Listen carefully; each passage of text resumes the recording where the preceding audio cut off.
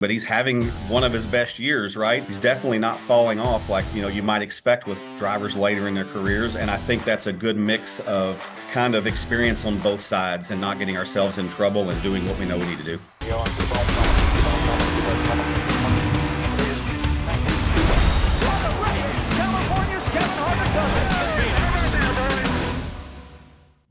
Hey everybody, welcome into Victory Lap. I'm Kaitlyn Vincie, filling in for Kevin Harvick today, and so thrilled to have Chris Gayle, crew chief for Denny Hamlin, joining us today. I know you're busy and we appreciate your time. And of course, I got to start with the Las Vegas race because there was so much transpiring towards the end of that race, bizarre on-track accidents, tire strategy. What was Yep. the 11-day like from your vantage point on top of the box? Yeah, it was going to be a solid day, right? Like all of the top playoff cars were basically competing inside the top five for most of the day. We were a little bit loose most of the day, and it really took us to about the middle of the second stage to get the car closer to where Denny could run, long run pace and actually have the last 20 laps of the run where the pace was good enough. And then, we kind of got in a scenario where we're like the fourth best car, third best car, and you get into that final stage, and you alluded to the strategy and what's going to happen, right? At that point, you've got a little longer runs you're having to make. So it was going to be like a 47, 48 lap run if you had split the stage evenly. Mhm. There had only been one caution to that point, which was basically the 12 car's tire at that point, right? And it had gone pretty green other than the stage ends. And I think we were trying to come up with how do we win the race, right? And there were already three guys in front of us, some that had elected to short pit really early. And that short pit left us where, okay, now we're not going to pass them by short pitting. Guys had run into cords on right side tires at 40 to 42 laps, and we're like, okay, we're going to split this and go long, and do a more even split and play to our strengths of being good at the end of the run. Now, we needed that race to go green to work out well for us in that situation, and hopefully the last 10 laps of the stint we would show our speed, and that didn't happen, right? You alluded to the caution with the 24 running in the back of the 10, so none of us counted on that, and that's kind of when everything turned on its head. And then, yeah, caution late. And you knew you'd have a few guys that might take right side tires. And we felt like at that point, 30 laps, we're going to take four tires and, see how it plays out. hmm Well, it was a very impressive performance. 6 wins for you guys, 60 for Denny. You and him came together in December last year. Right. How do you feel like the two of you have elevated each other in your respective roles? Yeah, I think that, Denny probably knows losing his crew chief at that point, from last year. He wasn't expecting to do that. I think that probably, left a little chip on his shoulder where like, okay, I need to fill in and I need to do a little more. Not that he said that to me. I'm kind of, you know, just reading the tea leaves a little bit, spending time with him, knowing how that relationship kind of all changed. And then from my standpoint, I'm coming into a team that's completely intact, right? And I'm the new guy. I think that's allowed me to kind of stand back and see how the team was operating before and fill in some holes that might have been different than the way they would have done it before. I think Denny's alluded to Martinsville. We came with a totally different setup there that they hadn't had before. And so I think it was a nice mix of being able to, here's what's worked, here's some flexibility with new personnel to do something different. And I think that's what's really worked. And I think that Denny really hasn't tried to influence or get them involved in that at all. Like I think once we got rolling, Martinsville, Darlington after that, he had confidence and he kind of just let us roll with it. He has not tried to really change what my plan was, the team's plan overall, just more how can he add to it and do his role. Yeah, and you've worked in and around Denny for years, but it Right. seems like we're kind of seeing a different version of Denny Hamlin. I mean, he's on a tear. Yeah. So how have you seen him evolve as a competitor this season specifically? Yeah, this season just I mean, I would tell you the first time I really saw it was this week, right? Like leading up in Vegas, right? We were trying to do sim on the front side of the week because it's an early load for Vegas. The cars need to leave Wednesday morning. So we kind of got ahead of ourselves and we're doing what we would normally do on Wednesday on Monday. And that wound up turning into lots of questions and a sim session that would normally go a couple hours went 4.5 or so. So you could tell, he knew how important this was, right? It's you get to the round of eight and then everybody's really good, right? So you kind of got to elevate your game. What are you going to do to be better? And he came in with lots of ideas where he hadn't been good at Vegas, different driving styles. What could we do with the car to help some of these driving styles? And so that kind of spiraled into a longer session of kind of us playing with the car on sim, him trying different things, and I think it obviously worked.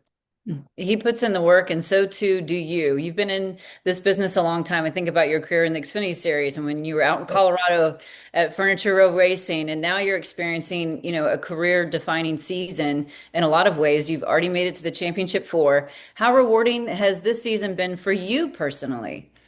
Yeah, really rewarding, right? Like it's tough in the moment to enjoy it, right? You just want to keep it rolling. And I think for me, at this point in my career, like you said, I've done this a long time. I kind of have a process where I enjoy the weekly grind of it and don't get too far ahead and don't get too high, too low. Early in my career, I was always pushing.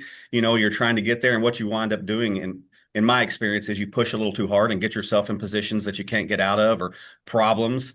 And I feel like I'm in a good spot in my career where I have a mix of experience, a mix of making mistakes and learning from them. And then now kind of you pair that with Denny, who is, I mean, you hate to say peaking, but he's having one of his best years, right? And he's definitely not falling off like, you might expect with drivers later in their careers. And I think that's a good mix of kind of experience on both sides and not getting ourselves in trouble and doing what we know we need to do.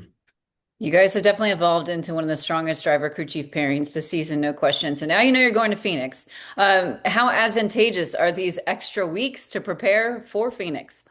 Yeah, it's a great time right now, right? You don't have to worry about points at Talladega or Martinsville. That is huge because that's what everybody's going to be worried about that's still trying to get in.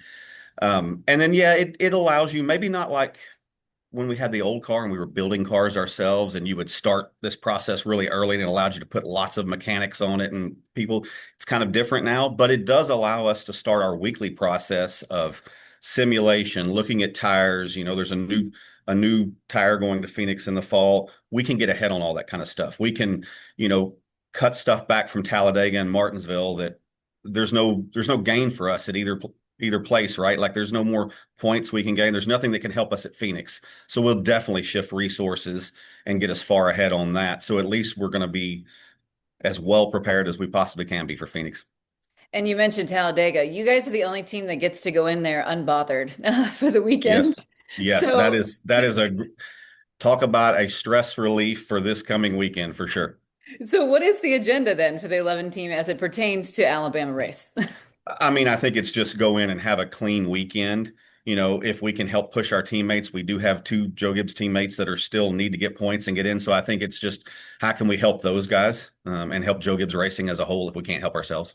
That makes sense. Yes. So, driver, crew chief, you guys obviously are excellent at your jobs, but what about the strength of the whole team, of the 11 team? What are the strengths that you believe sets your group apart from others? Yeah, I think it starts at car chief, right? Brandon Griffith is car chief and has been on this car for a while, right? And he's the experienced guy, right? He's been doing it for a long time.